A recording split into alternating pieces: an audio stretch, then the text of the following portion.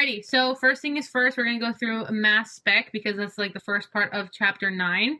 So mass spec is really the only thing it's really useful for is for finding the molecular weight and determining the formula. And the way we use that is high energy beams that break up a molecule into different pieces, and we measure the weight of those pieces. So the things you have to know are really 4 peaks. One of them is the base peak, and that's essentially the tallest peak, aka the one with highest intensity and abundance. And the base peak can also be the same as the M plus peak. It does not always have to be a unique thing, so keep that in mind. The M plus peak is the parent peak, and that's basically the unfragmented radical, which means it is the entire mass of the whole thing. M plus 1 and M plus 2 show isotopes of different atoms. So M plus 1 shows the isotopes of carbon, hydrogen, and nitrogen. It's usually super, super tiny. And the biggest contributor to the M plus 1 peak is carbon. So the carbon-13 isotope. M plus 2 shows oxygen, sulfur, bromine, and chlorine. And so let's write in these percentages. Oxygen is super slow. It's like 0.1%. Sulfur is going to be small, but not as small. It's around 1%. And then we have bromine and chlorine. So bromine is going to be approximately 98%. And chlorine will be approximately 1/3 or 33%. And so we can also think of those as ratios. So bromine is going to be a 1-to-1 ratio, and chlorine is going to be a 3-to-1 ratio. And when we do those ratios, we're essentially saying the ratio of the M plus peak to the M plus 2 peak. So that's the basis of mass spec. We have 2 rules that we have to, or 3 rules that we have to kind of keep account of. One of them is that the mass for bromine is not 80. 80 is the average of the 2 isotopes, and the 2 isotopes are pretty much 50-50 in nature, and they are 79 and 81 mass units. So this is just a concept that you should keep in mind. If we have an odd M plus peak, that means that you have an odd number of nitrogens in your compound. So keep that in mind. If you have an odd total mass, that means we must have an odd number of nitrogens. Rosemary, where can I find this packet? So I sent it to you guys in an email this morning. It should be like a link to a Google Doc.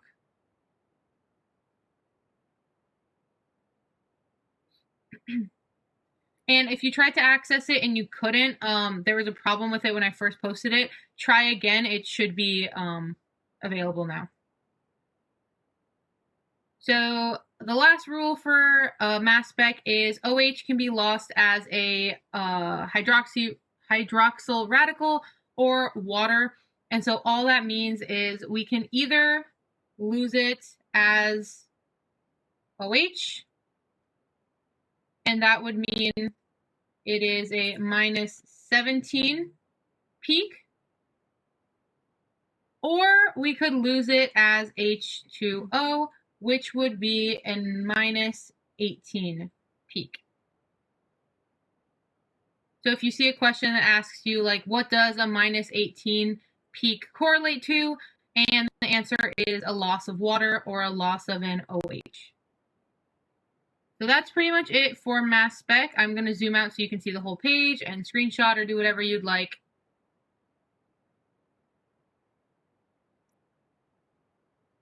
And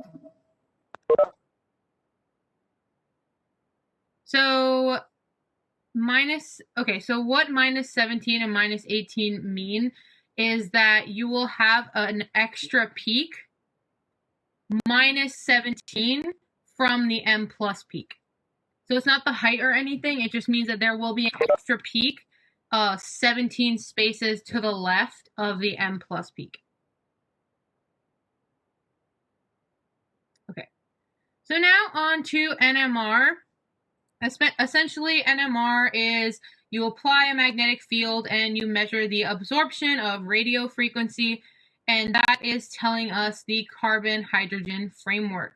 So keep in mind that IR spec is functional groups, mass spec is the mass, and UV spec is the level of conjugation. NMR spec is going to be carbon-hydrogen framework. It's very important that you keep those in line. So we have a couple things that we have to know about NMR. So the first one is the criteria to be NMR active. So in order to be NMR active, you must have spin.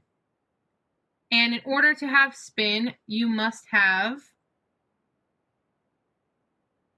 an odd number of protons and or neutrons. So if you go back to the handout or anything, we've done a bajillion examples of this, but one example specifically is carbon-12 versus carbon-13. So carbon-12 has 6 protons and 6 neutrons. Carbon-13 has 6 protons and 7 neutrons. So since this has only odd numbers, it is not NMR active. But since we have 7 neutrons in carbon-13, it will be NMR active.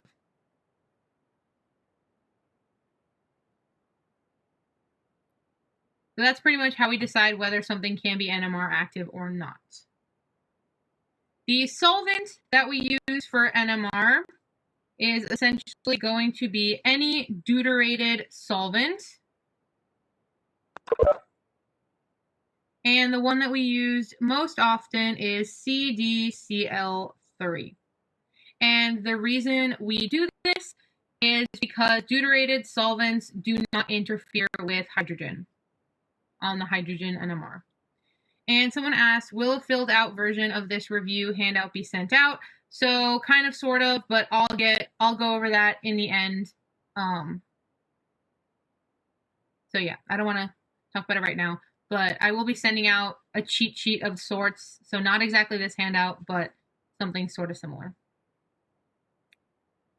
All right, so the calibration standard that we use for NMR is TMS. It's tetramethylsilane. And essentially it serves as our 0 point because it's much, much, much more shielded than anything else that we use in organic chemistry. So on to the 4 main aspects of NMR. So these don't have a specific order. This is just the order I like to put them in. Number 1 is the number of signals, aka how many peaks there are. Number 2 is the chemical shift, which is the position of a peak on the NMR spectrum. And these numbers are going to be in terms of ppm. And essentially, it's going to tell us how shielded versus deshielded something is. Next up, we have multiplicity / splitting. So multiplicity / splitting, it tells us how many neighbors we have. Sorry, I'm moving that. It just was really bothering me. Okay, so multiplicity / splitting is going to tell us the number of unique neighbors. And we have a couple rules for this. So first of all, in order to be counted as a neighbor, you have to be within 3 bond lengths.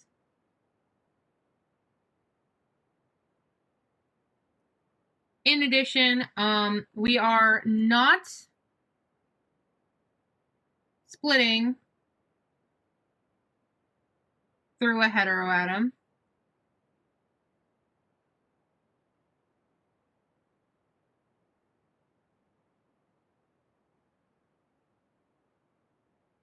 Oh my gosh, wow, I can't write today. And last but not least, we know that we have 2 different formulas, kind of. So for normal splitting, we use the n+1 rule, where n equals the number of neighboring hydrogens.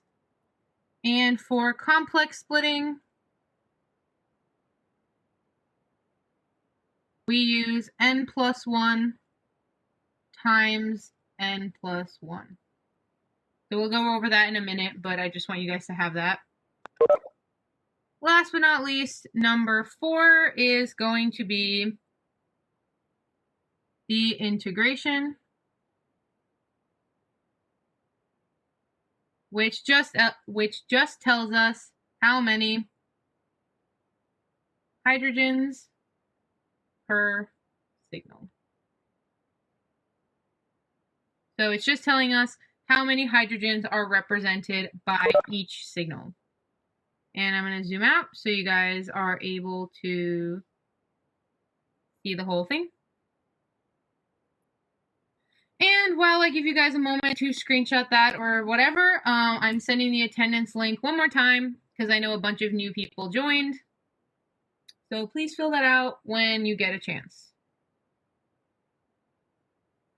All right, so we have a lot to do in NMR, but I kind of want to do it fast. So I've already gone through and color-coded all of these examples. So when we are looking at a ring, we have wedged and dashed hydrogens. So we are able to determine, based on our substituents, which hydrogen is the same based on environments. So that was kind of a weird way to say that. But essentially, if we have 2 substituents pointing up, we can see that the hydrogen pointing up here and the hydrogen pointing down are not going to be the same. Instead, all 4 hydrogens pointing up are going to be equivalent because they see the same thing up here. All the ones pointing down are going to be equivalent because they see the same thing pointing down here. So because of the 3D orientation of everything, we are going to have 1, 2, 3 hydrogen signals, and we will have 2 carbon signals because we have 1, 2.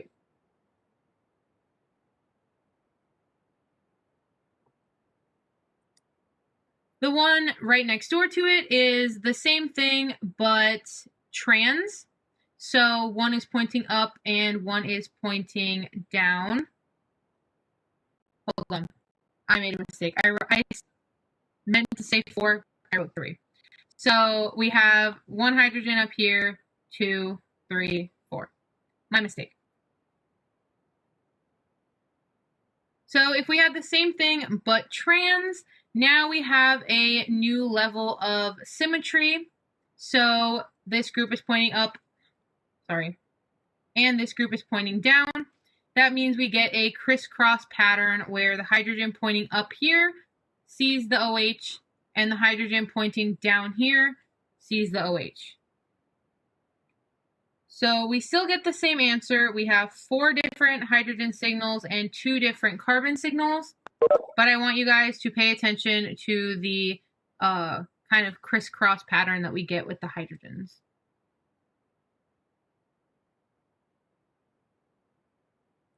So if they don't show it as cis or trans, we would still have symmetry, you're right. We just wouldn't have like the 3D aspect to it.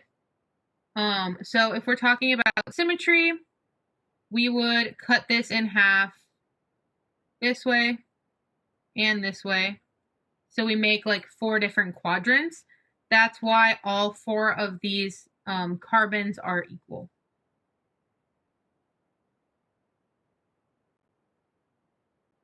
All right.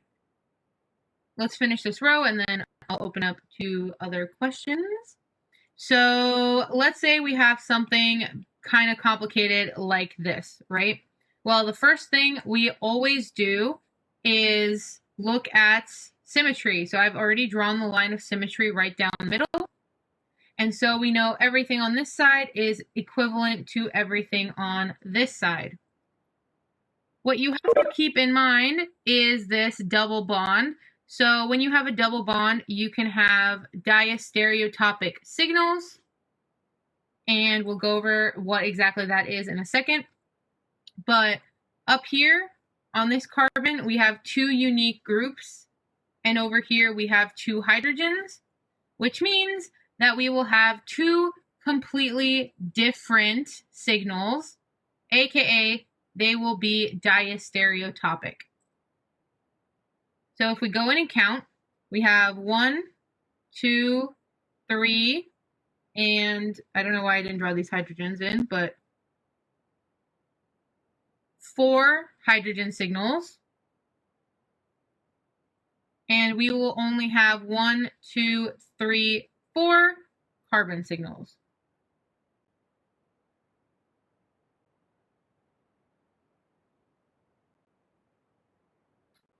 So I saw a lot of stuff going on in the chat, so I'm going to zoom out a little bit and I'm going to see.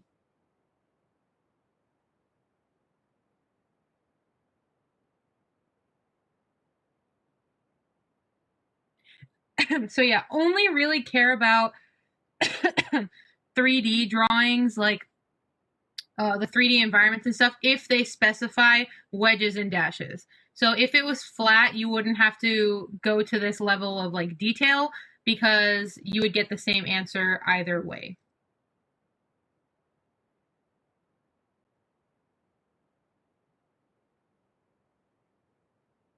All right.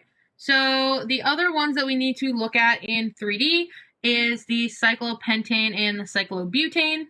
So again, we have this matter of cis and trans, and where people usually get confused is the methyl. So in this case, the 2 methyls are both pointing up, which means they're cis. So we can see that they're exactly the same. And we have a plane of symmetry that goes kind of like this, if you guys can see it. So this is the same as this. And that would mean that the hydrogens pointing down are exactly the same. And when we get to this carbon, we will actually have 2 completely different signals because the hydrogen pointing up is completely different than the hydrogen pointing down. So altogether, we would have 1, 2, 3, 4 hydrogen signals, and we would have 1, 2, 3 carbon signals. If they're trans, though, the methyl groups, we have a different kind of symmetry. So we still have symmetry here, but now we have something called rotational symmetry. Don't worry too much about rotational symmetry. But essentially, this methyl will still be the same as this methyl. This red hydrogen will be the same as this hydrogen. But now, the hydrogen pointing up sees a methyl and a hydrogen. The blue hydrogen pointing down sees a hydrogen and a methyl. So now, they are exactly the same, and we only have 3 hydrogen signals and 3 carbon signals. So in this case, it does matter whether the methyls are cis or trans. So someone asked, what would the relationship between the blue and green or yellow, however you guys see it, hydrogens be? So since this is a meso compound, we're not really going to call them diastereotopic. We're just going to call them heterotopic.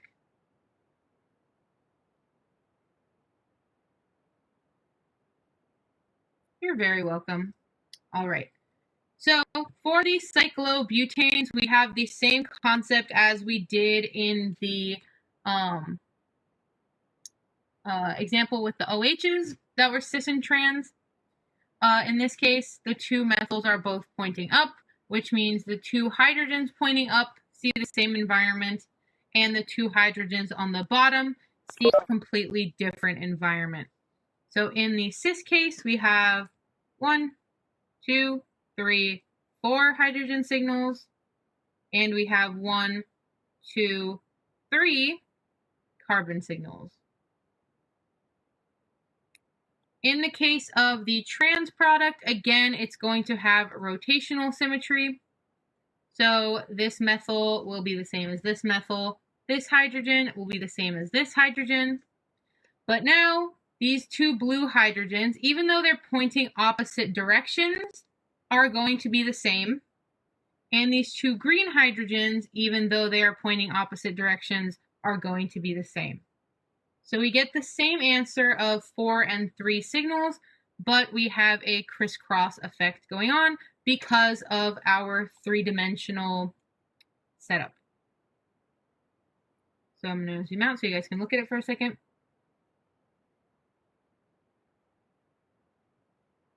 So that's the most complicated signal counting you're really going to have to do,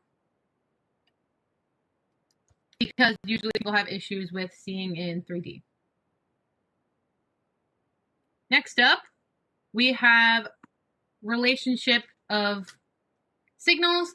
We have big umbrella terms, which are heterotopic and homotopic, and then we have more specific terms, which are enantiotopic and diastereotopic. And people tend to have a lot of problem with these, which is understandable, but I'm going to try to break it down as simple and straightforward as I possibly can. So, homotopic signals just mean the same. Heterotopic signals just mean different. So, any kind of signal that is the same, homotopic. Any kind of signal that is different, heterotopic. Really straightforward. Enantiotopic and diastereotopic, though, are very, very, very specific cases. So, enantiotopic is when we have a potential chiral center, and a potential chiral center is any carbon that has 2 unique groups and 2 hydrogens. So, if there is a potential chiral center and no other chiral centers in the molecule, that means we are going to have enantiotopic hydrogens. So those enantiotopic hydrogens are still the same. They're completely equivalent. It's just one signal. They just have a special name. That's all there is to enantiotopic. The one that's a little bit more difficult is diastereotopic, and that's because there are a couple different cases to consider. So we have the single bond and the double bond. And I'm just going to move it a teeny bit. So when we have single bonds, aka chiral centers, we are going to look for a chiral center within our molecule. And that's what we have here. And we know it's chiral because there are 4 unique groups attached to one carbon.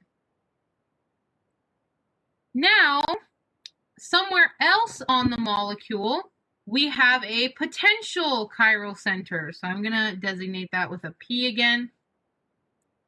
And so at this potential chiral center, these 2 hydrogens will actually be completely different. So their relationship will now be diastereotopic.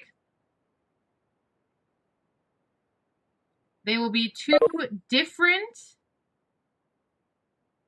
signals. And they are completely chemically unique. The other important thing here is they can split one another.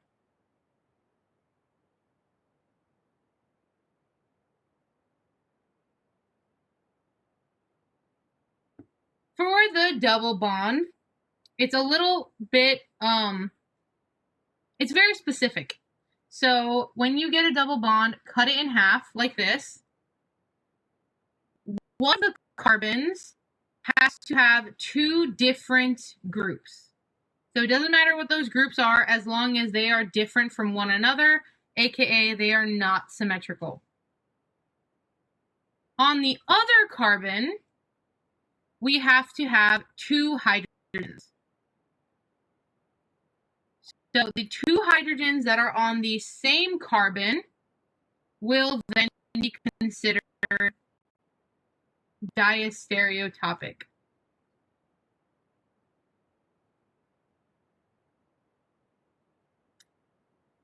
The relationship between the pink and purple hydrogen and the black hydrogen is heterotopic. They are not on the same carbon, so they cannot be diastereotopic. You can only be diastereotopic if you are on the same carbon. Now, what if we have the same type of setup? We have HA and HB, but now we have symmetrical groups on the other carbon. Well, now these are not diastereotopic or heterotopic, they're actually homotopic. They are exactly the same signal because of symmetry.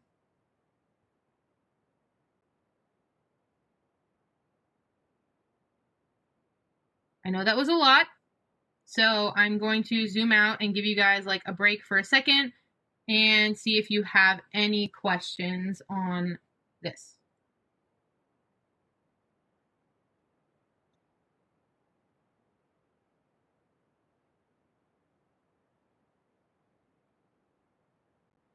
So remember, someone asked, why wouldn't they be enantiotopic? Enantiotopic is really, really, really specific. It's only going to be when you are on a potential chiral center.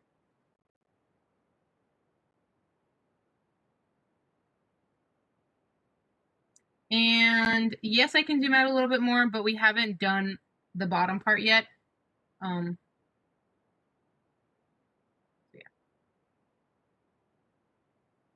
Okay, so for chemical shift, we have this lovely chemical shift equation, which is ppm equals hertz over megahertz times 10 to the 6th.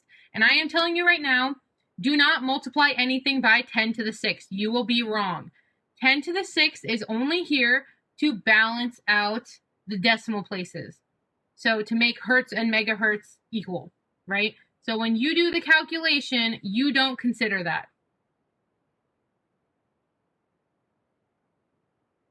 Okay. So now when we do these examples, we are just going to plug in our numbers. So we have 1.25 ppm equals x over megahertz. And so if you do simple math, you will get 500 hertz.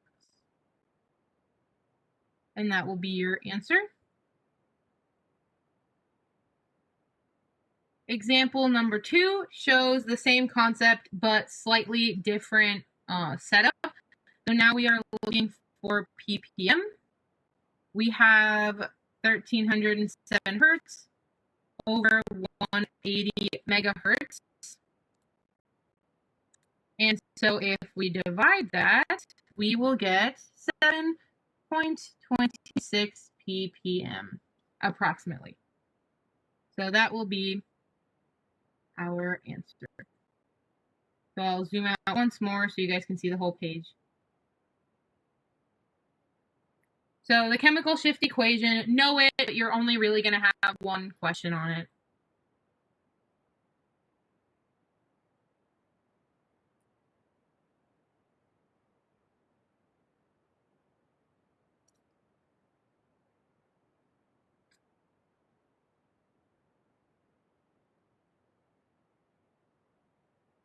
So someone asked about the units. So for the calculations that we have to do, we don't have to do the units conversion because I don't know how to explain it without it being a long discussion.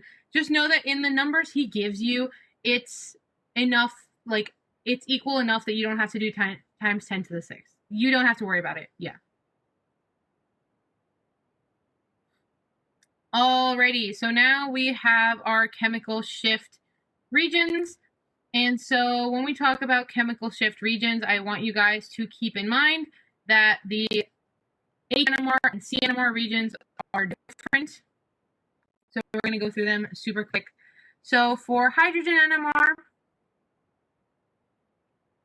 the alkyl region is 1 to 2.5 ppm. Heteroatom is 3 to 5 ppm. Double bond region is 5 to 7 ppm. Aromatic is 7 to 8.5. And the carbonyl region is from 9 to 12 ppm. Carbonyl region can be split up into aldehydes and carboxylic acids. Aldehydes will be approximately 9. Carboxylic acids will be approximately 12. So the carbon NMR is a little bit different.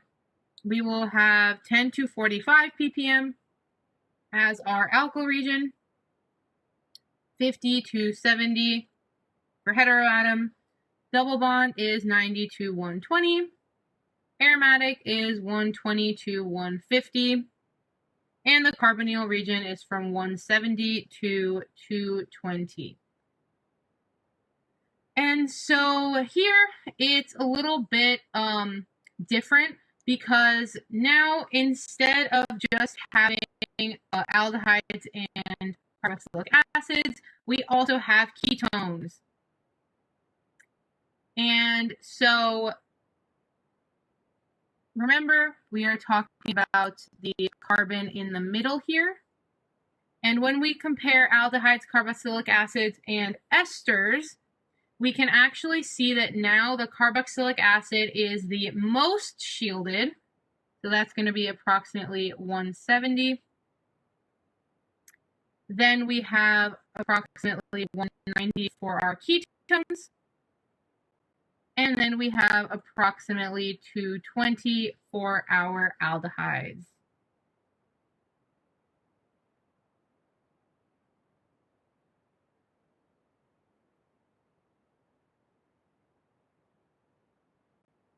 That's pretty much all we're going to do for chemical shift. I'll give you a second to screenshot, and then we're moving on. Okay. So for spin-spin splitting, all you guys have to know is that spin-spin splitting is any kind of multiplicity that's higher than a singlet. So we're only going to do a couple of these examples. This one, we have symmetry in the middle. So this hydrogen and this hydrogen are exactly the same, which means it must be a singlet, which means no, it does not have spin-spin splitting. For this one, the hydrogen in red cannot split through a heteroatom. So this is a no. For this example, though, these two hydrogens are within 3 bond lengths. They will split each other, so we will have higher than a singlet. So yes, this one does show spin-spin splitting. You guys can go through and practice the other ones. The answers are in the Chapter 9 exam review and stuff. So as far as the OH proton splitting, that's more of a lab thing. That's not going to happen in lecture.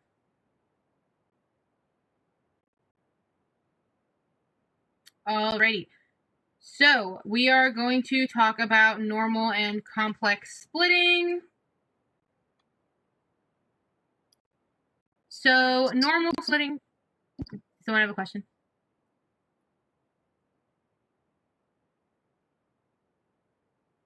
Okay.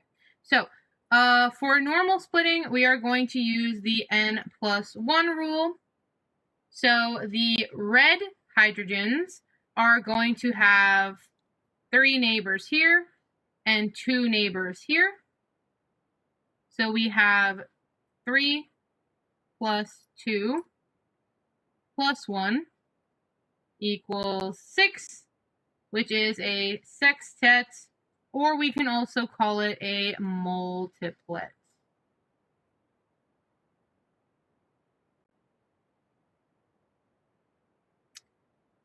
For complex splitting, we are actually going to do n+1 times n+1. So if we're looking at the red hydrogen, we have the blue hydrogen as a neighbor and the 2 green hydrogens as a neighbor. And the reason this is not considered normal splitting is because this is sp2, this is sp2, and this is sp3.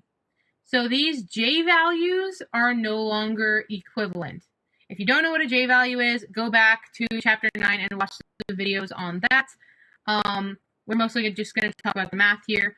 So we have 1 blue neighbor plus 1 times 2 green neighbors plus 1, which will be 2 times 3, which will give us 6. We do not call this a sextet, though. We call it a doublet of triplets. Or a triplet of triplets. For the purposes of this class, either one is true, so it doesn't really matter.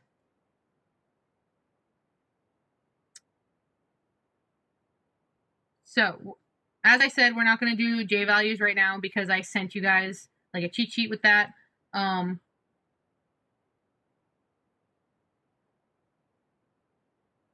So someone asked, for the regular splitting example, why would there be a sextet rather than a triplet and a quartet? So basically, we're talking about just the red hydrogens right here. And so the red hydrogen will be split by all of these neighbors and all of these neighbors. And it would all count as like one thing. Like it wouldn't be 2 different ones based on the 2 different neighbors. So you would add both neighbors together and you would get a quartet, a sextet, if that makes sense.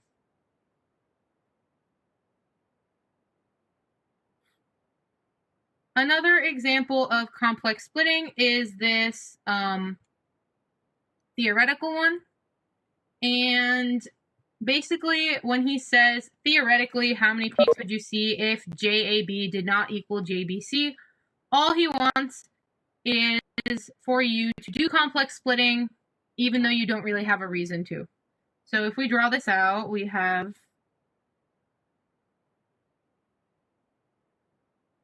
C, B, A. We have 3 hydrogens, 2, and 3. So these 2 J values should be the same, but Dr. West is saying theoretically they're different, right? So let's just pretend they're different. So we're going to look at this spot right here. So these hydrogens have 3 neighbors on the left. So we have 3 plus 1. We have 2 neighbors on the right. So that's 2 plus 1. So we have 4 times 3, which is 12. And we can also call this a quartet of triplets.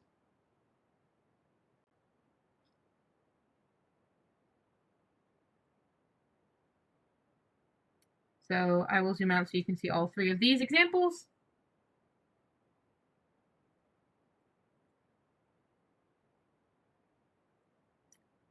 Okay, so for 2D NMR, literally just know the names. So cozy is 2 hydrogens next to each other. Det is distortionless enhancement, blah, blah, blah. That just compares CH3 versus CH2 versus CH.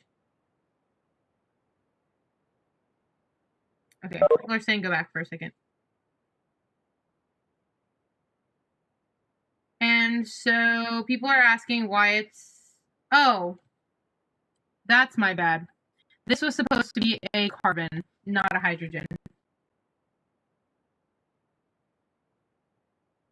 So I messed up. If there was a hydrogen there, it would be 3 plus 3 plus 1. You're absolutely correct.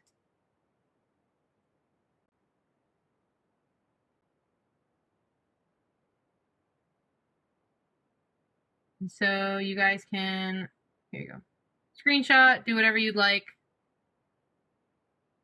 But I'm going to try to go a little bit quicker. Okay. Yes, question?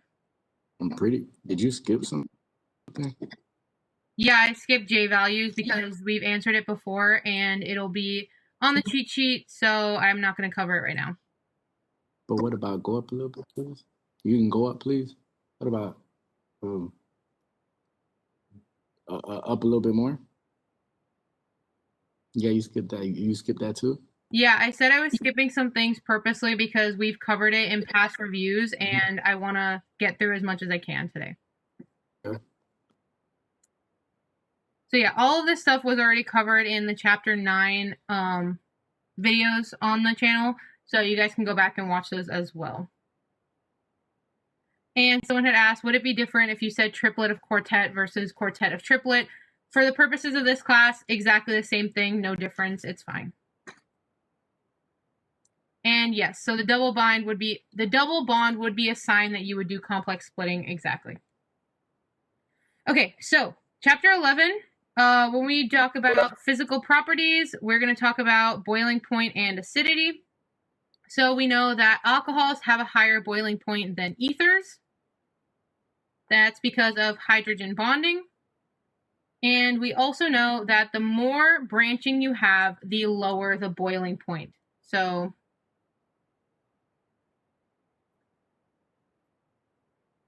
I'm going to draw the arrow going up because the less splitting you have, the higher the boiling point. So same thing here.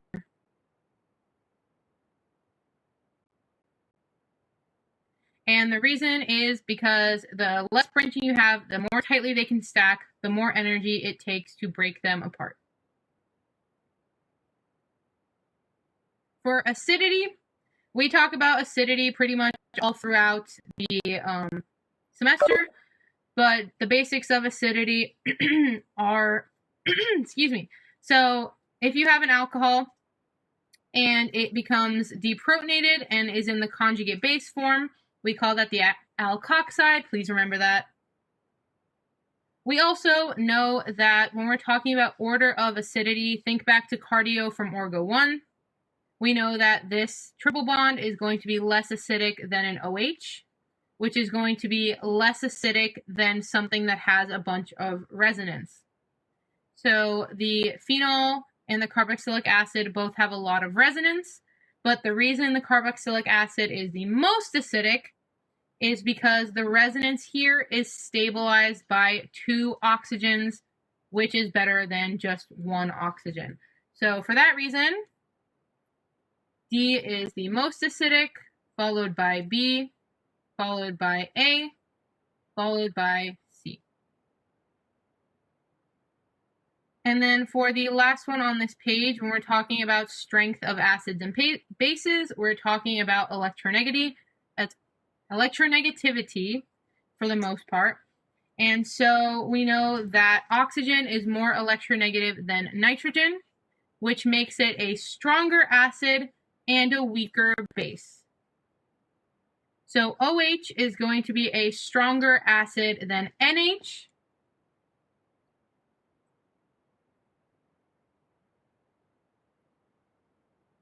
And if we flip that logic backwards, we know that N minus is going to be a stronger base than O minus.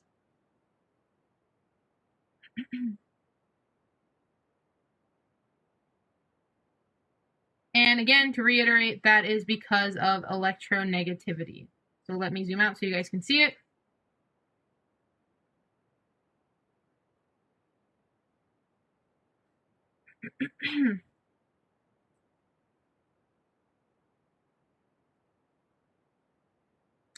All right, so next up we have protecting groups.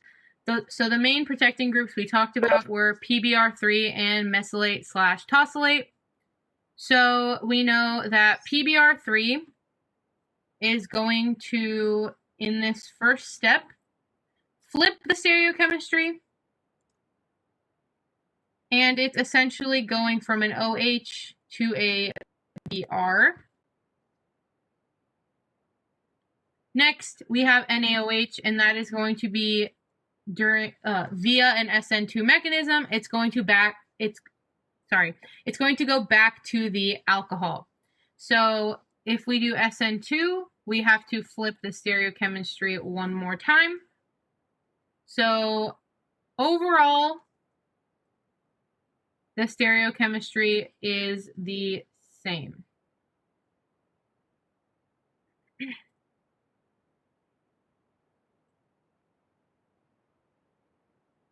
Remember, PBr3 is essentially the same as PCl5, SOCl3, SOCl5. They all do the same thing. We talk about that a bunch of times throughout the semester, so just keep that in mind. Mesylate and tosylate are a little bit different. In the first step, they are actually going to keep or retain the same stereochemistry. In the second step, they are going to flip it because, again, it's SN2. So overall, we flip the stereochemistry. So if he gives you an example like this, where he tells you to match the reagents, keep in mind that the NaOH is included in both of the answers. So the one that overall keeps the same stereochemistry, that will be PBr3. The one that overall flips the stereochemistry will be mesylate/tosylate. So the correct answers would be B and then A. And I'll give you guys a second because we're done with this page.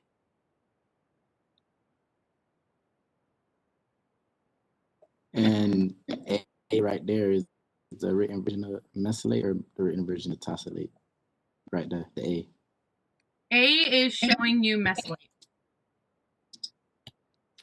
So mesylate has a methyl group. Tosylate has a benzene ring.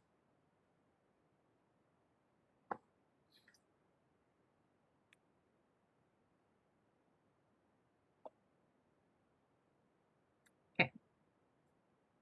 So we covered dehydration of alcohols in more detail in the Chapter 9 review. I doubt you're going to have a question about it on the final, so we're going to skip that for now and maybe come back to it if we have time at the end. So, breaking ethers and epoxides. Just so we all remember, an ether is just an oxygen with two R groups, and an epoxide is a cyclic ether, but specifically it has 3 members in the ring. So we can break ethers in theoretically acid or base. Acid and base. So the order of preference of attack in an acid is going to be 3, 1, 2, and we're talking about primary, secondary, tertiary. In base, we will have no reaction if you have a regular old ether. It is stable in base. Epoxides, though, are a little bit different. So in acid, the order is still 3, 1, 2. But base actually will happen, and the order will be 1, 2, 3. The way I think about it is acids are a pain in the ass. So the order is 3, 1, 2. It's annoying and hard to remember. Bases are basic bitches. It goes just in the normal number line order, 1, 2, 3.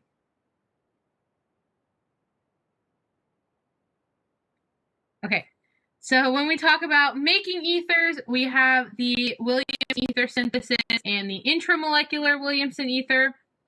So in a Williamson ether synthesis, we essentially have some alkyl halide with some alkoxide. Let's say something like this.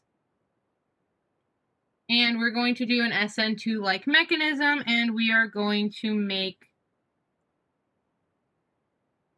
an ether.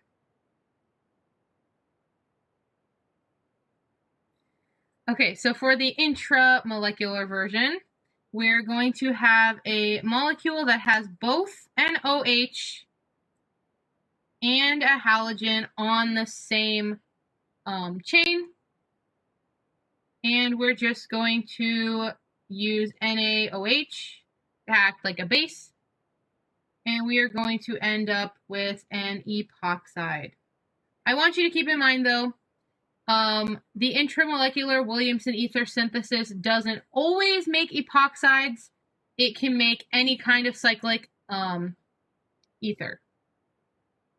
The second way that we can make epoxide is with the peroxy acid. So double bond plus peroxy acid equals epoxide. And remember the rule for peroxy acids, O3 is a peroxy acid. Always, if you have O3, we have a peroxy acid.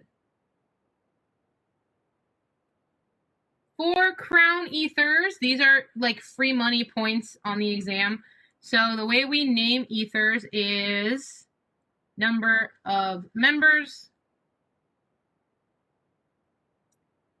crown, number of oxygens.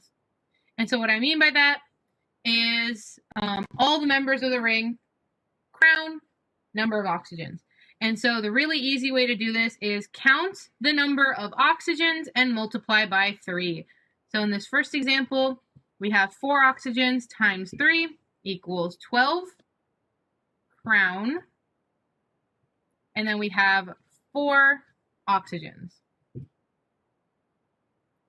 In the second example, we have 2, 4, 6 oxygens. So 6 times 3, 18. We have 18 crown 6.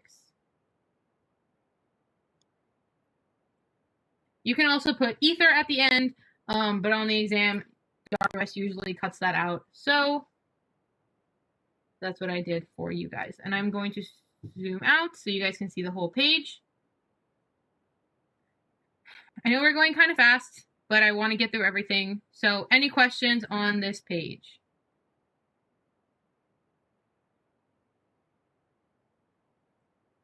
While you guys look at that, I'm going to send in the attendance sheet one more time. Pretty please fill that out because I asked. Okay, so for breaking epoxides, when we're talking about like inversion of stereochemistry, yes, it does happen. We're going to see an example about it in a second. But if he doesn't give you stereochemistry, don't worry about it. Only worry about it when he gives it to you. And that'll make more sense in a second when I draw it out.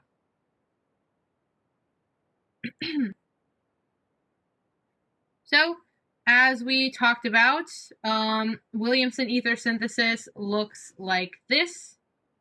And we end up creating an ether.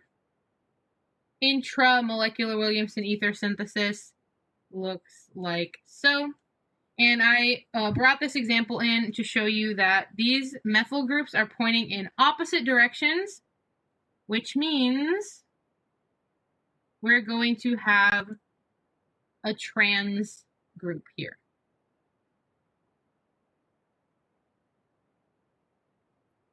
And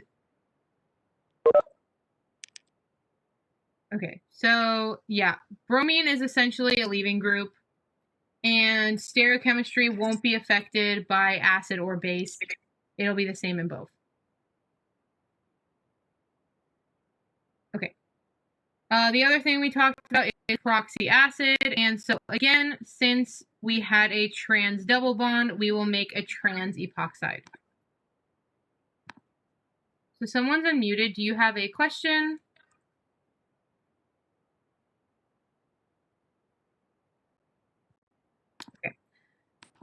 So if we have HBr, we are going to break this ether.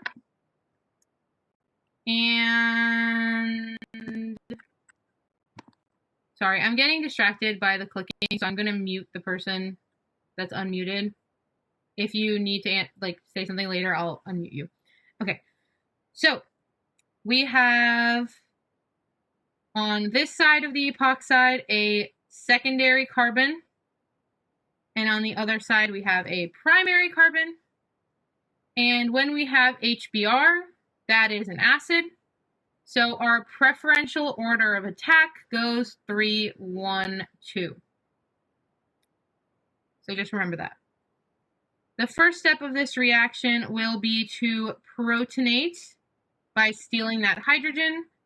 So we end up with a positively charged oxygen. And then we know we have Br minus, and Br minus will choose to attack the primary side,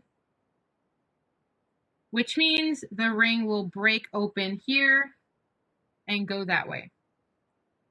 So I'm going to count 1, 2, 3, 4, 5. I'm going to draw a 5-membered chain. And I'm going to call this carbon 1 and that carbon 5. So on carbon 1, we have bam, bam. On carbon 4, we have an OH. If we had excess, we would get the same answer, except we would do this reaction one more time, and we would end up with 2 bromines instead of 1.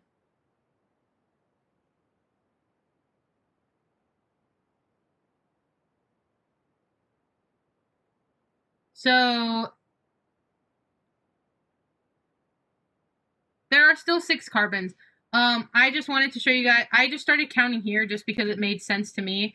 And then I made this kind of like a substituent. So that carbon is right here. So there's still 6 members. I just, for some reason, didn't number that one.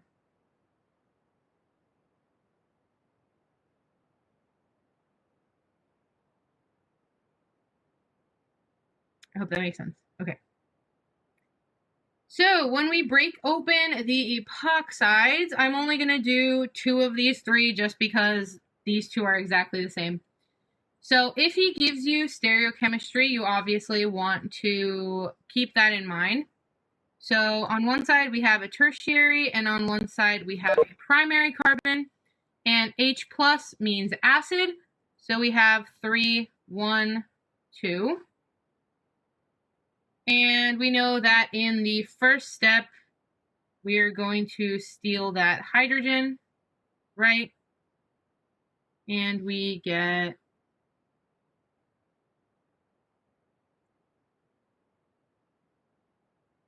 a positively charged oxygen. That's all we did in the first step. So now we have a good nucleophile, which has a negative charge. And it is going to attack the tertiary side. So bam, right here. We are going to break this bond and open the ring that way. So I'll start numbering here now. 1, 2.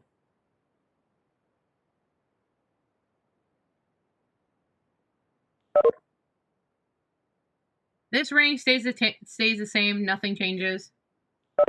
And we have carbon 1 and 2. On this side, we have an inversion of stereochemistry, because that's where we added our new group. And on carbon 2, we kept the stereochemistry, and we have an OH.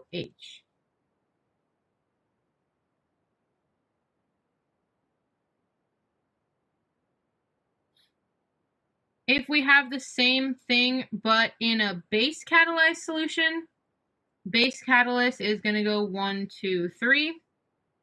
So we will attack the opposite side, the primary side. So let's skip ahead to when this is protonated.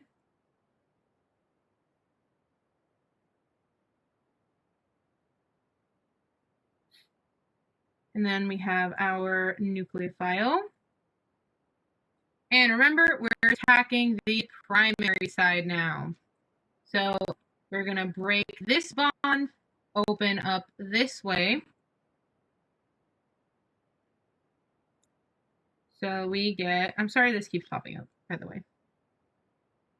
We're going to get retain stereochemistry here. And we flip stereochemistry here.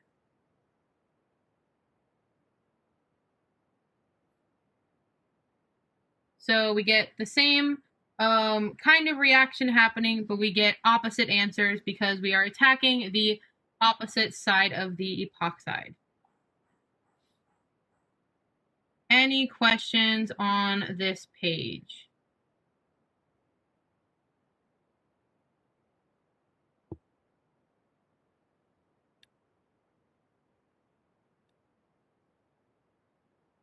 Someone said nope, and I appreciate that. Okay, cool. Someone said I've never seen so many. Oh, that's so cute. Okay, so the carbocation is formed where it is attacked. So I'm not really sure which one you're talking about, but in these reactions, it's kind of like going to happen at once. So we're not going to form a carbocation. It's almost going to be like SN2. And then for the very bottom one, will there be no reaction with the quaternary carbon? So this one? It would be a reaction, yeah, because it's tertiary, not quaternary, exactly. I did cover this in the other video, though, if you want to see it. It's pretty much the same concept. But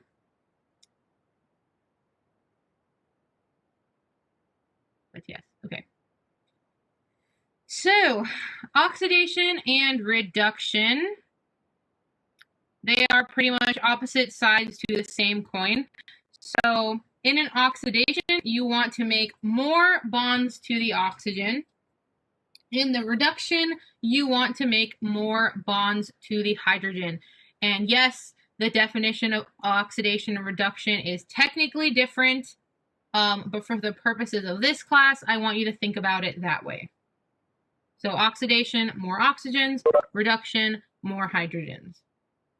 When we talk about oxidizing and reducing agents, we have strong and weak for both. So let's focus on oxidation first, and then let's go on to reduction. So oxidizing agents, we have a whole bunch, and yes, this is chapter 12. So for weak oxidizing agents, I want you guys to mostly think PCC, which is written here. He could also talk about DMSO4, so DMSO4, but he rarely ever puts that on an exam, so I would stick with PCC. For strong reagents, I want you to think of the O4 or more rule.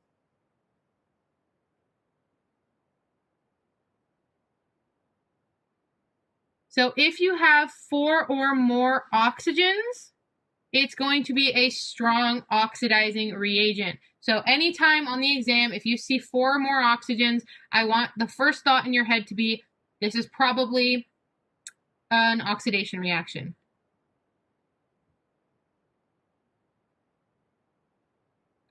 So for KMNO4, I don't remember exactly what it did,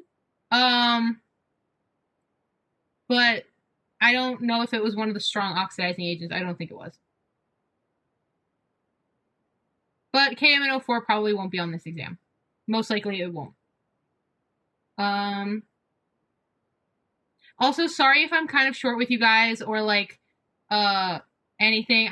My brain is set on like only answer relevant things, so I apologize. But Jared said that KMNO4 is indeed a strong oxidizing agent.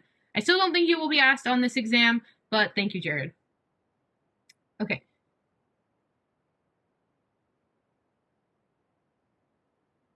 So I'm not going to go back, but basically if it's H+, it's acid catalyzed. If it's H-, it's base catalyzed. And actually, I will go back. So in this last case here, we're going to say that it's base catalyzed because of the O- on top. Okay. So we are going to do the different kinds of oxidation, and we're just going to do starting material, final product. So if we have a tertiary alcohol with a strong reagent, we are going to turn that into a carboxylic acid.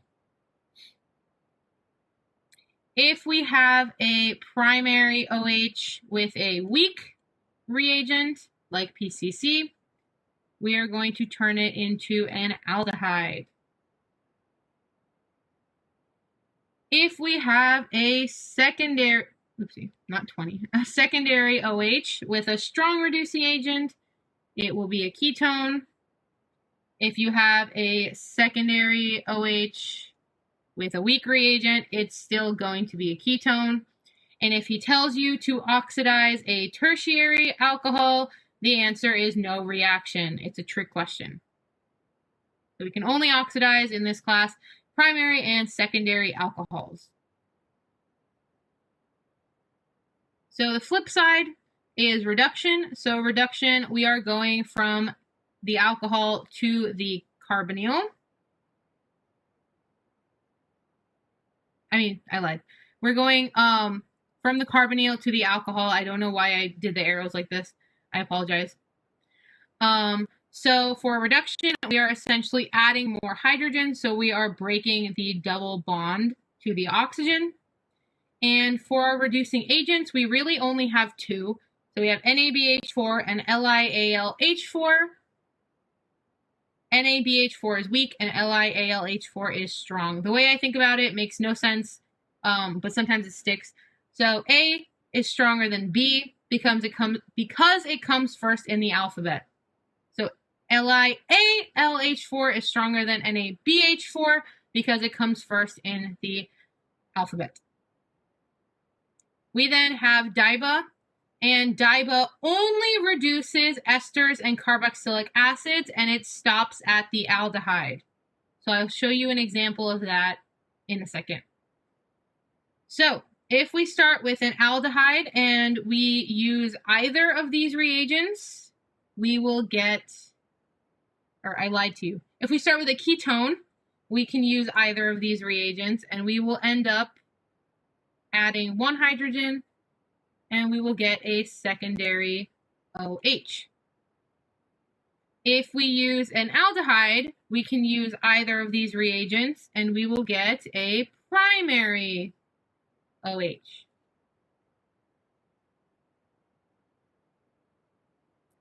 If we have a carboxylic acid, we can only use LiAlH4. We cannot use NABH4. And we get a primary OH. If we use an ester and we use LiAlH4 because we can't use NABH4, we get a primary OH.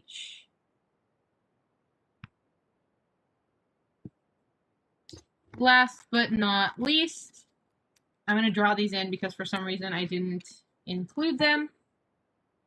So if we use either of these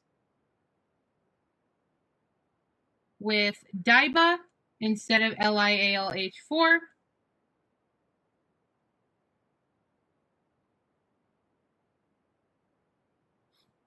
for both of them, we would end up with the aldehyde.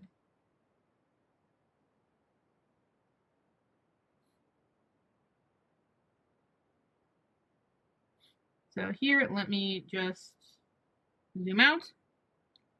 And please remember, that the thing that's actually doing the reducing is H-.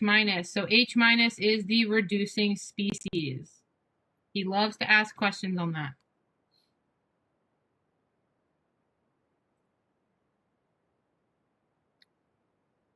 Okay, so I'll leave this for like one more second while I take a sip, and then we can move on.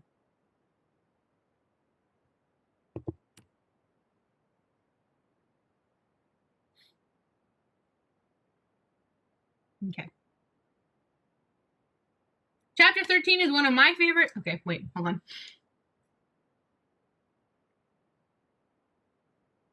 Okay, so to recap what I said, the hydrogen, the H-, the hydride, that is going to be the reducing species, aka that is the nucleophile.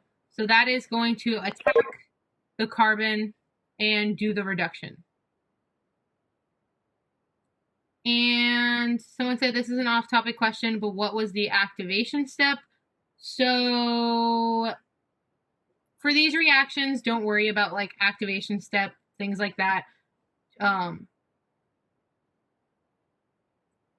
If you really want to know like the detailed mechanism, go back and watch the video, but I don't want to like confuse everyone right now. Sorry. Okay. So, if you hear screaming in the background, that's my bird and my sister. Don't worry about it. Okay. So, conjugation is one of my favorite things because it's super, super straightforward. So, conjugation is talking about having multiple double bonds that are placed within a certain distance of one another. So, if we have two double bonds that are one single bond apart, we can say it's conjugated. If it's more than one single bond apart, we call this isolated. If they are both on the same carbon, it is cumulated.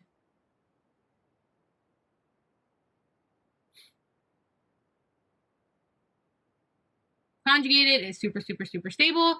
Cumulated is super, super, super unstable. And isolated is whatever, just in the middle. We don't really care.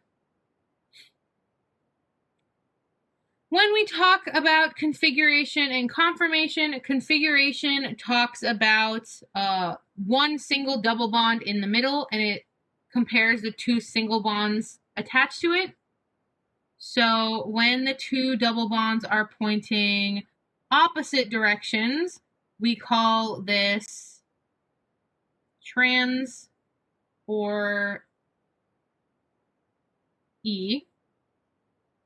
When they are pointed in the same direction, we call it cis or Z. And we know that trans is the most stable.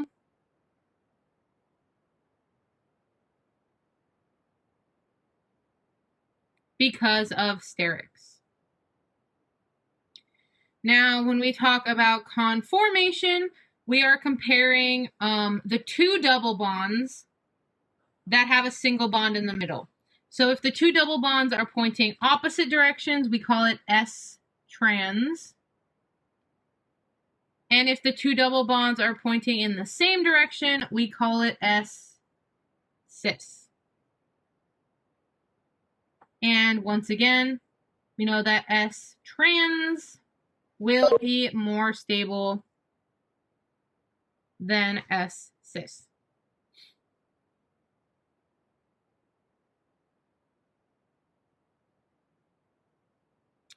One other thing you should know is that conformation can be interconverted. So you can rotate this single bond and go between these two. You cannot do that here because you can't rotate a double bond. So this is stuck. This one has free rotation.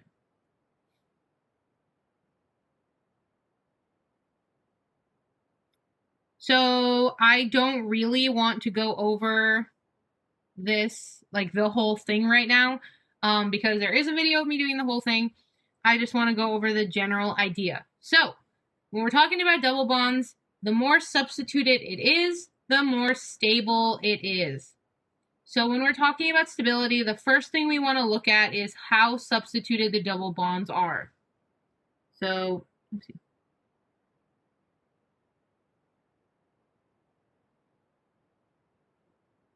As we see here, these ones are mono-substituted. So those are going to be not very stable. These ones that I'm highlighting in red are going to be more stable in comparison because they are di-substituted. Once we figure that out, we can then go through and figure out what their configuration is. So these groups are pointing opposite one another, so we know that that is E. Again, they're pointing opposite from one another, so this is E. In this last one, the two groups are pointing in the same direction, so that is Z. And they're pointing in the opposite directions, so this is E. So between EE and EZ, we know that the one that has the most E's will be the most stable. So this is the most stable. I know we went through this kind of quick, but do you guys have any questions, comments, concerns? How do we feel about the basics of conjugation? Cool. I love getting the notes. They're my faves. Okay. So UV spec, there's not really too much to talk about here. So UV spectroscopy is basically telling us the level of conjugation. So you don't really need to know like how we do this or what we do.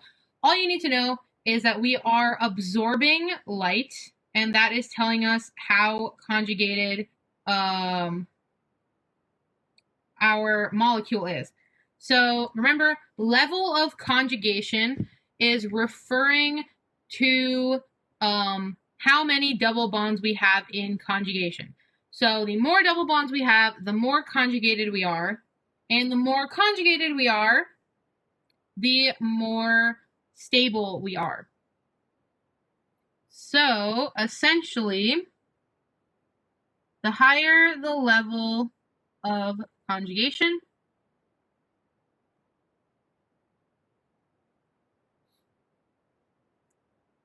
means we have higher stability.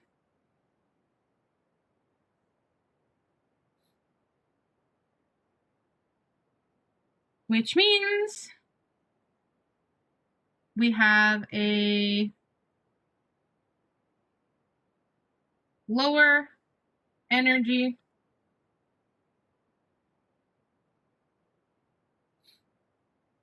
and a longer wavelength.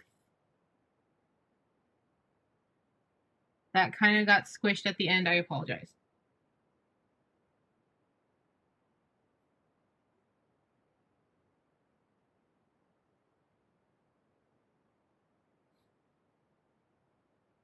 And that is essentially UV spec. That's all you really need to know. Questions? That was a little bit underwhelming, but that's okay. Hopefully we'll get to do some examples about UV spec at the end here. So next thing we have is molecular orbital theory, and I'm going to try to go a little bit. I will scroll back up in a second for the people who want a screenshot. But essentially, for molecular orbital theory, I've already drawn it all for you because I didn't want to waste a bunch of time drawing it out. What we're going to do instead is go over concepts. So here's that.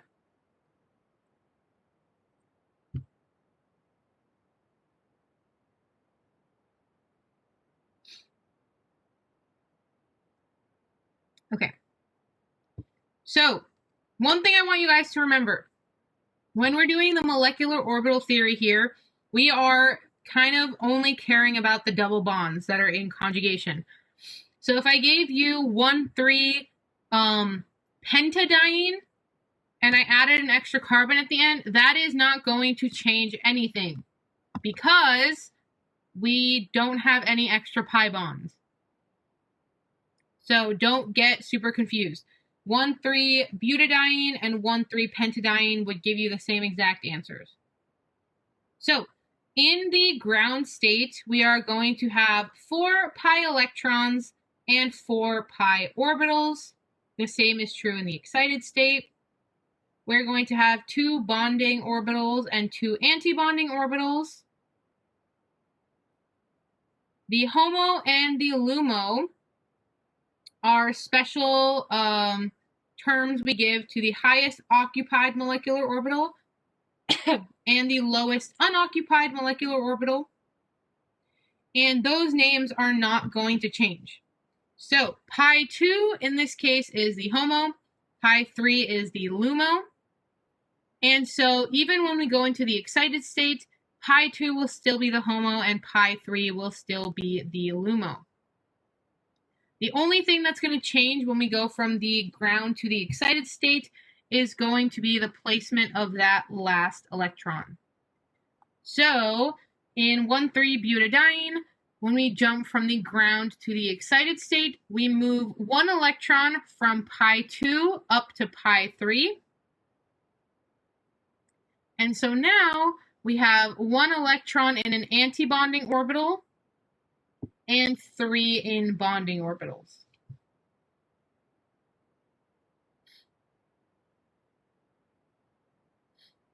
That's pretty much the basis of molecular orbital theory for 1,3 butadiene.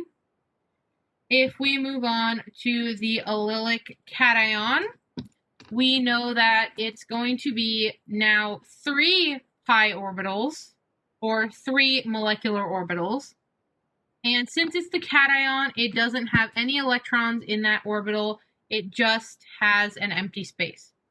So we have 2 pi electrons. And now that we have an odd number of orbitals, we're introducing something called the non-bonding orbital. And so for the purposes of this class, you can basically think about it as bonding and antibonding are like coupled up. They're in a relationship, right? So there always has to be an equal number of bonding and antibonding orbitals. If we have an extra orbital lying around, it's like the third wheel. So that one is non-bonding. We just stick that non-bonding onto it and we know that it's lonely and by itself. And you know the third wheel, they always try to like get involved in everything. So they're always going to be in the middle. So the non-bonding orbital is going to be in the middle of the bonding and antibonding. So in the ground state, both of these electrons will be in the bonding orbital. Therefore, pi 1 is the HOMO and pi 2 is the LUMO.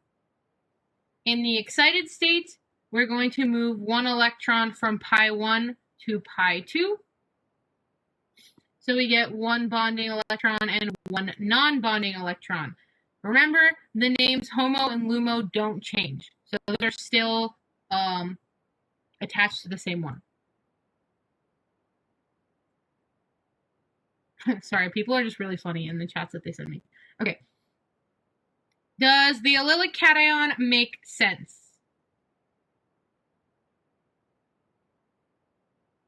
Yes? Okay, sweet. So when we go to the allylic radical, all we're doing is adding 1 more electron. So everything is essentially the same. We still have the bonding, antibonding, and non-bonding electrons. And now we have 3 electrons present. So we have 2 in the bonding and 1 in the non-bonding. Ooh. So now the HOMO is pi 2 and the LUMO is pi 3. When we go into the excited state, we are going to take this pi electron and move it from pi 2 to pi 3. So in the excited state, we have 1 electron in the antibonding orbital, 1 in the non-bonding, or 1 in the bonding orbital, and reset what I just said. In the excited state, we moved 1 electron from pi 2 to pi 3, and that means we have 1 electron in the antibonding orbital, and we have 2 in the bonding orbital. Our non-bonding orbital will be empty. If I'm talking so fast that I can't understand myself, I'm sorry for you guys trying to understand me. But luckily, you can watch this back. Okay, so the anion is going to be, again, the same thing as the radical. We're just adding 1 more electron. So now we have 4 pi electrons. So our bonding, non-bonding, and antibonding orbitals are still exactly the same. The only thing we've done is add a second electron into pi 2. Pi 2 is still the HOMO, pi 3 is still the LUMO. In the excited state, we move 1 electron from pi 2 to pi 3. And so we will have 1 electron in the LUMO, 1 electron in the HOMO, and 2 in our bonding orbital.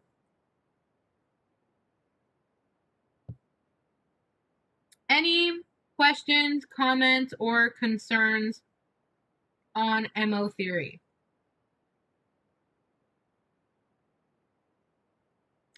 No, yay! Okay, cool.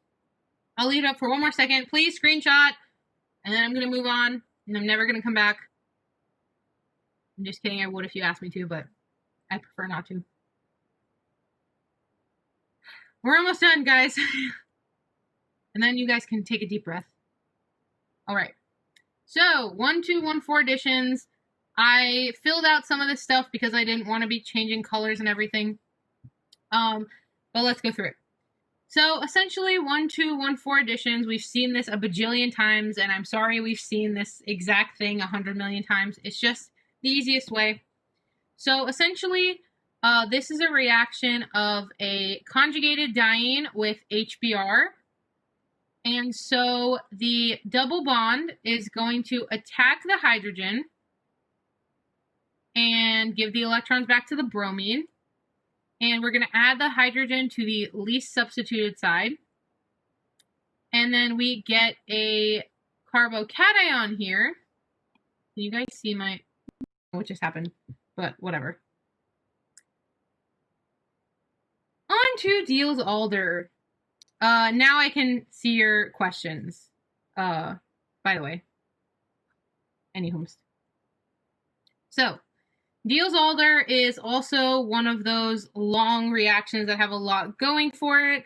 But for the purposes of reviewing for the final, we're going to just kind of do the simplified version. So we have a diene plus a dienophile equals a ring. And so the diene can be any conjugated diene, obviously. It's the nucleophile. It has to be an S-cis formation, and it likes electron donating groups. The dienophile can be any double or triple bond. It acts as the electrophile. It must maintain its configuration. And it likes electron withdrawing groups. And so we're not going to spend a lot of time going through all of these groups, but I want you guys to screenshot and look it over yourselves so you know what's donating and what's withdrawing.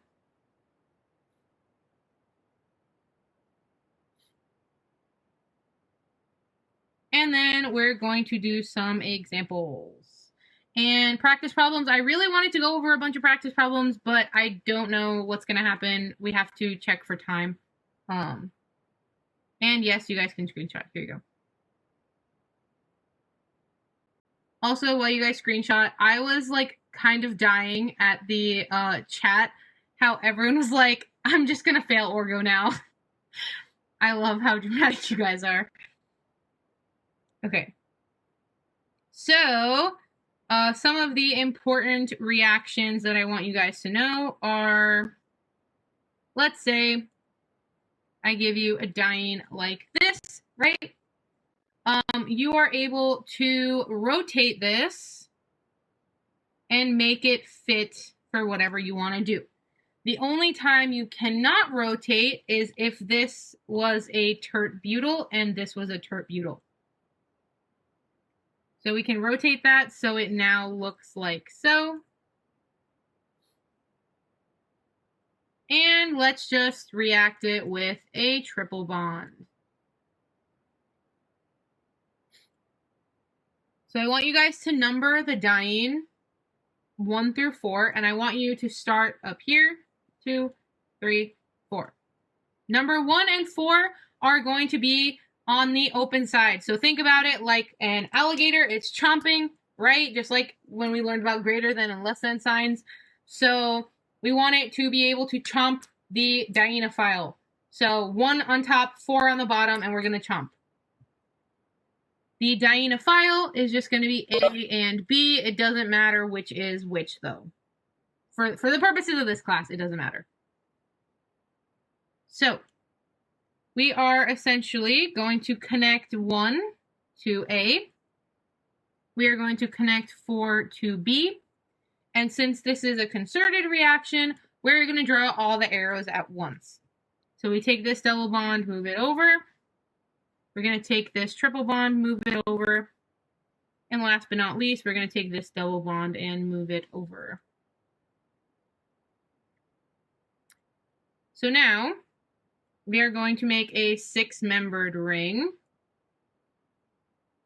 And I'm going to put our skeleton here. And I'm going to make our new bonds in red. And I know it's a little bit ugly, but she'll do.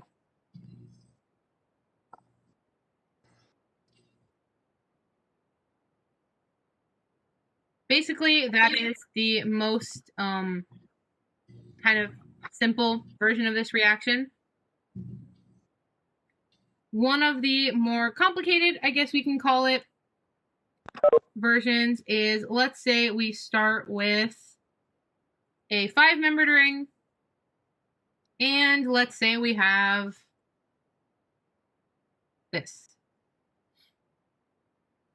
So even though we have a little beak here, this is still the open side because this is our chomper, right? This is our alligator. That's what side is open to.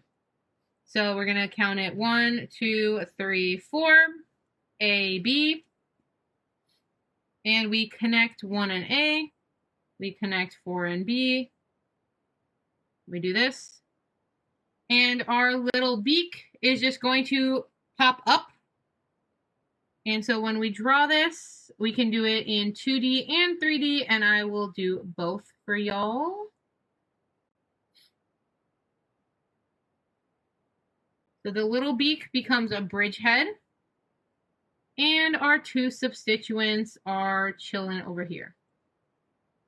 So those substituents can be either wedged or dashed. We don't really have a preference just based on our double bond here because that's planar. But one of those is going to be preferred because of stability. So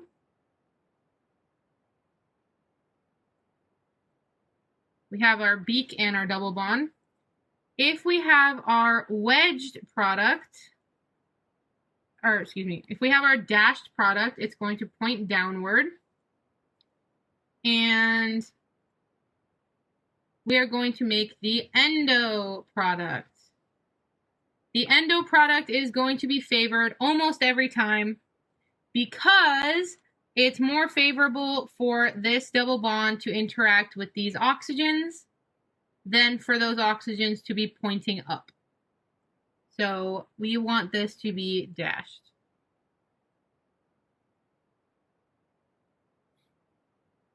We can do a very similar type of reaction with a 6-membered ring to begin with. Let's say we had this, whatever, same reagent. We're going to get the same type of answer, except now in the bridgehead, we have 2 carbons. So I'm going to draw it big so you guys can see it. It will look kind of like so. And again, we want these to be dashed. This is becoming so chaotically written, but I hope you guys can still understand it. And we have a bond here. And someone made a good observation in the chat. So we are going to keep our configuration. So since this double bond is since this double bond is cis, these are going to remain cis. And if this double bond was trans, then these two would be trans. If we had trans groups, we couldn't pick a endo or exo product. That kind of like wouldn't make sense. We only call it endo if both of the groups are pointing in the same direction.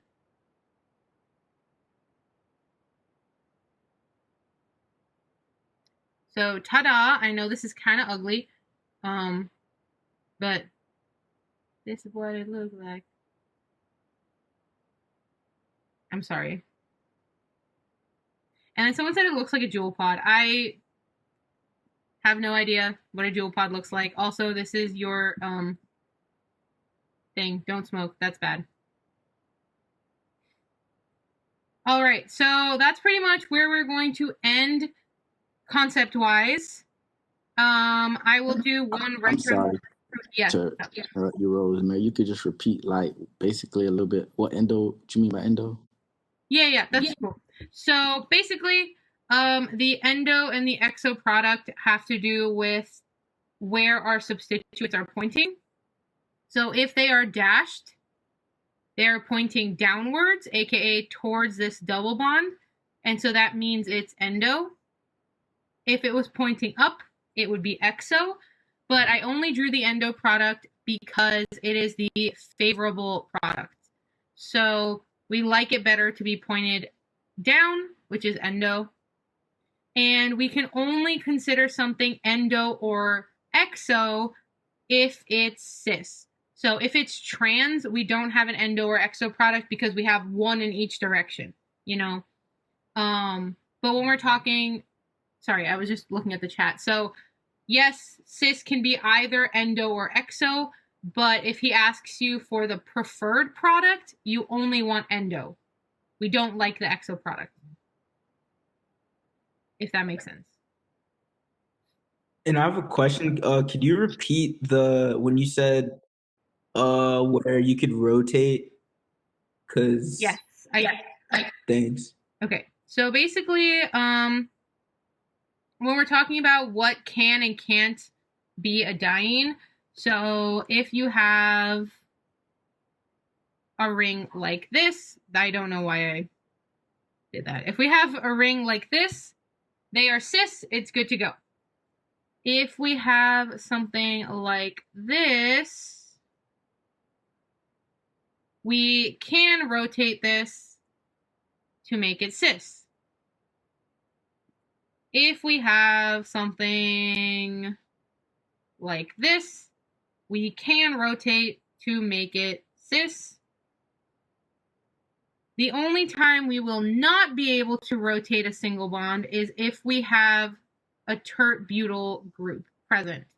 And that's because the tert-butyl group is so bulky that we are not able to do this. All right, thank you. You're very welcome. And yes, chicken feet equals bad. And yes, so the cis versus trans thing, if they're cis, they have to be in the same direction. If they're trans, they have to be in opposite directions. If they are cis, we can pick endo or exo. If they are trans, we can't do that. Also, about that, something that students always ask me is, what if we just flip the bridge down? Then what's the answer? We're never going to do that. The bridge is always going to go up, and that's just because that's the convention. And yes, endo versus exo will be on the exam, and we are always going to pick endo. There's like in this class. So in other chemistry, we don't always pick endo, but in this class, we are always going to pick endo. And yes, so Katrina is going to review chapters 14 through the rest of it. So go to her session from 7 to 9. And Jared and a bunch of other people have tutoring hours, which I sent out for today. I don't remember off the top of my head what they are. Don't worry about chapter 19. Okay, question. Yes. Oh, what chapter is this on? I forgot. Diels Alder. Diels Alder is chapter 13. Thanks. You're very welcome. And yes, let me just zoom out for you guys.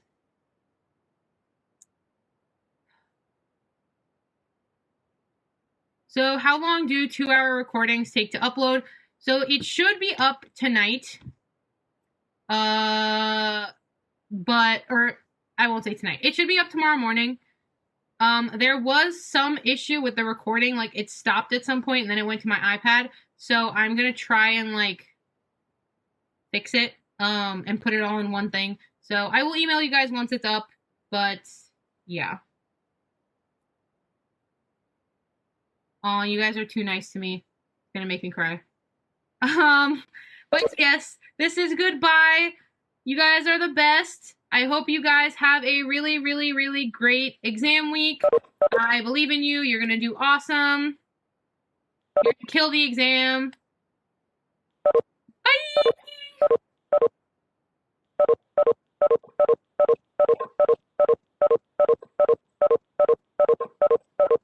Stop that. Oh my god, the amount of like beeps that's going on right now. I know.